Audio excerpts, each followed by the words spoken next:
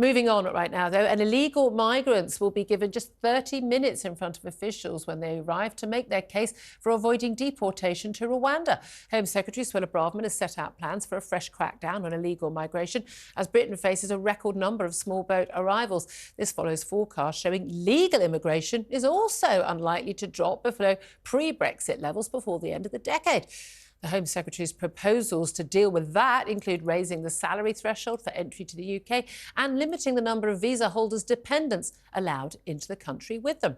Well, joining me right now to discuss all of that is Dr. Mike Jones. He's Executive Director of Migration Watch UK. Good afternoon to you, Mike. Afternoon, Julie. Thank you very much indeed for joining us. Well, there's two separate stories there, the illegal migrants and the legal migrants. Let's start with the channel boat people, what many of us regard as illegal migrants. They're going to be given only 30 minutes to prove to officials that they're ineligible for removal to Rwanda.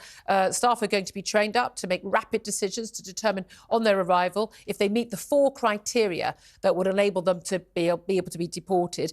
These will mean that they've entered the UK without permission. So if you arrive on a dinghy without, passport, yes, you've arrived without permission. You have to arrive after July the 20th this year, because that's when the law came into effect. You haven't come from a country where you had a fear of your life and liberty. So if you arrived from France, you didn't fear that.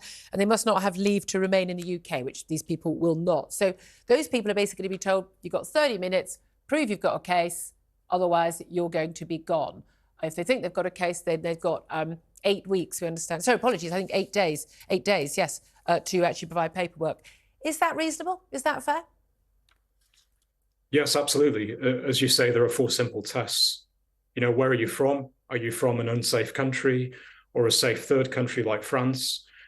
Did you seek permission from the British authorities to be in the UK? Did you arrive after July the 20th, which is when the Illegal Migration Act was passed? Let's remember the act is not retrospective. If you came before that date, you can't be deported to Rwanda. And, do you have a leave to remain status? Yeah. So 4 very simple questions.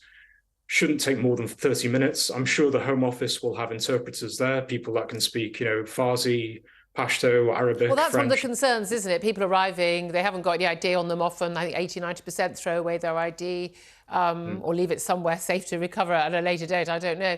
And they often don't speak English, certainly not to a high standard, in which case, can you ensure that conversation and that information can be exchanged in 30 minutes?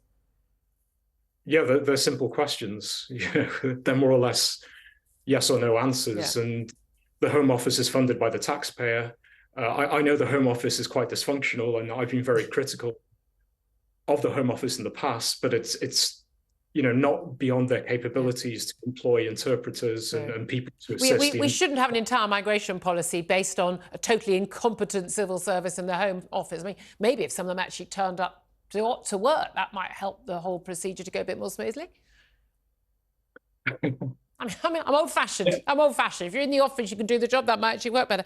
What about the concern about, say, people who've been trafficked? There are legitimate concerns. There are people who have been trafficked. They may well be sitting on those dinghies, but actually, they've been, forced onto those dinghies. They're a debt to people smugglers. They're going to be forced into sex slave trade. They're going to be exploited other ways in unpaid labour here.